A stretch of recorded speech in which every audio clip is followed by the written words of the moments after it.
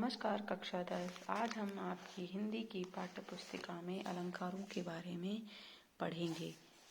काव्य शोभा कराना धर्मान अलंकारान प्रक्षयते, अर्थात काव्य में शोभा बढ़ाने वाले धर्मों को अलंकार कहते हैं। यानी कि वह शब्द जो काव्य की शोभा बढ़ाते हैं उन्हें हम अलंकार कहते हैं।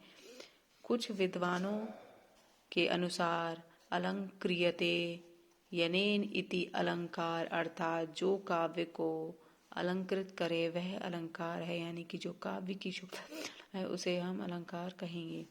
अलंकार का अर्थ भूषण है। जिस प्रकार रमणी की शोभा आभूषणों से बढ़ती है उसी प्रकार काव्य की शोभा अलंकार से बढ़ती है। यानी कि जिस प्रकार स्त्री की शोभा आभूषणों से होती है उसी प्रकार काव्य की शोभा अलंकार से होती है। अलंकार के प्रयोग से शब्द और अर्थ दोनों में चमत्कार उत्पन्न होता है। यानी कि जब हम अलंकार का प्रयोग करते हैं तो इसके प्रयोग से शब्द और अर्थ यानी कि काव्य के शब्द और अर्थ दोनों में चमत्कार उत्पन्न होता है। इसीलिए काव्य सौंदर्य के लिए अलंकार को आवश्यक माना गया है। प्राचीन काल से काव्य में इसका प्रयोग होता है। आधुनिक स्वच्छंदतावादी युग में भी अलंकारों का प्रयोग स्वाभाविक रूप से हो रहा है। यानी कि आज के आधुनिक युग में भी हम काव्य में अलंकारों का प्रयोग करते हैं। अलंकार के दो भेद होते हैं, यानी कि शब्द अलंकार और अर्थ अलंकार। तो सबसे पहले हम शब्द अलंकार के बारे में पढ़ें। जिन अलंकारों के प्रयोग से कविता के सौंदर्य में वृद्धि होती है उन्हें शब्दालंकार कहते हैं। अनुप्रास, यमक, श्लेष आदि जो हैं वो शब्द अलंकार के उदाहरण। यानी कि जिन अलंकारों के प्रयोग से कविता के शब्द सौंदर्य में वृद्धि होती है उन्हें हम शब्द अलंकार कहते हैं।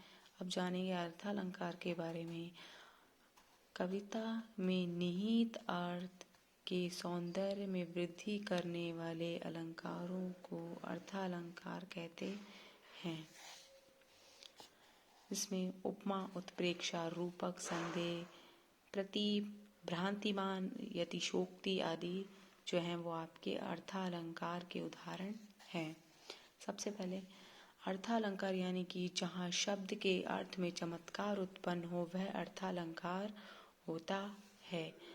अर्थालंकार अनेक प्रकार के होते हैं जिसमें मुख्य उपमा अलंकार, रूपक और उत्प्रेक्षा अलंकार है।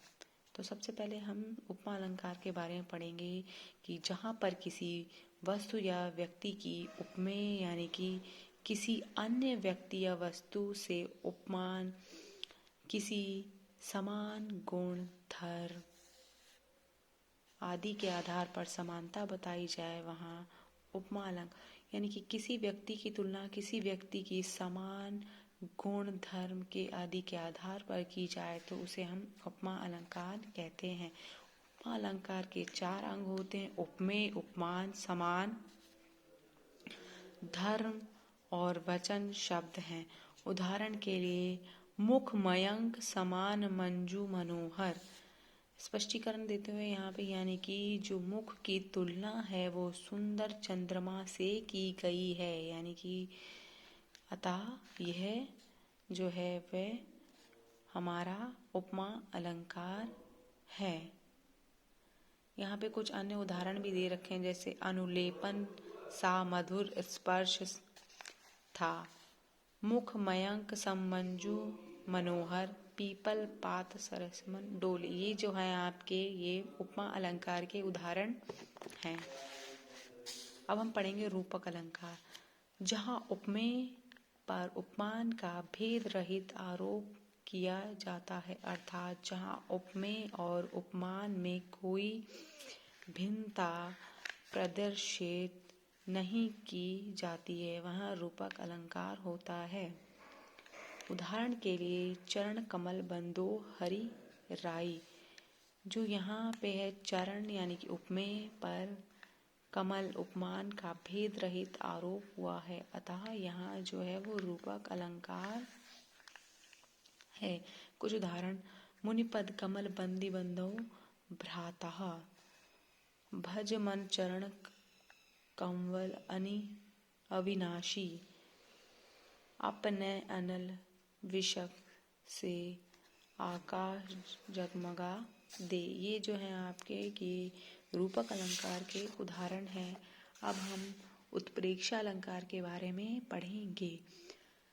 जहाँ उपमेय में उपमान की संभावना व्यक्त की जाती है वहाँ उत्प्रेक्षा अलंकार होता है। उत्प्रेक्षा को व्यक्त करने के लिए प्राय यानी कि जहाँ उपमेय और उपमान में संभवता व्यक्त होती है उसे हम उत्प्रेक्षा अलंकार कहते हैं। और इसे हम व्यक्त करने के लिए प्राय मनु मानहु मानु जानू जान जानेहु जानो आदि वाचक शब्दों का प्रयोग किया जाता है। जैसे उदाहरण के सोहत ओढ़े पितु पटु श्याम सलोने गात, मानो नीलमणि शैल पर आतपु परय प्रभात।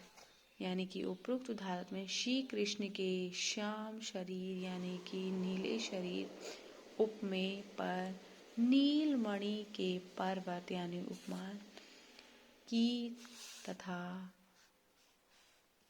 पीतु पटु उपमेय पर प्रभात की धूप उपमान की संभावना की गई है। अतः यहाँ पर जो है वो आपका उत्प्रेक्षा अलंकार है। कुछ अन्य उदाहरण, अति कटु वचन कहत कैकई मानहु लोन जरे पर देई, चम चमात चंचल नयन विच घूंघट पट झील मानहु सुर सरिता विमल जल जागो मीन। यहाँ पे आपके अलंकार जो हैं वो समाप्त होते हैं। तो आज हमने अलंकारों के बारे में पढ़ा। जो शब्द काव्य की शोभा बढ़ाते हैं वे अलंकार कहते हैं। और अलंकार के दो भेद होते हैं, शब्द अलंकार और अर्थ अलंकार। फिर हमने पढ़ा था उपमा अलंकार, उत्प्रेक्षा अलंकार और रूपक अलंकार के बारे में। यहाँ पे कुछ अभ्यास प्रश्न दे रखे हैं जो मैं आपको गृह कार्य के लिए दूंगी और आपको करना है। साथ में आपको दोबारा से रिवाइज करना है और उनको याद भी करना है। धन्यवाद।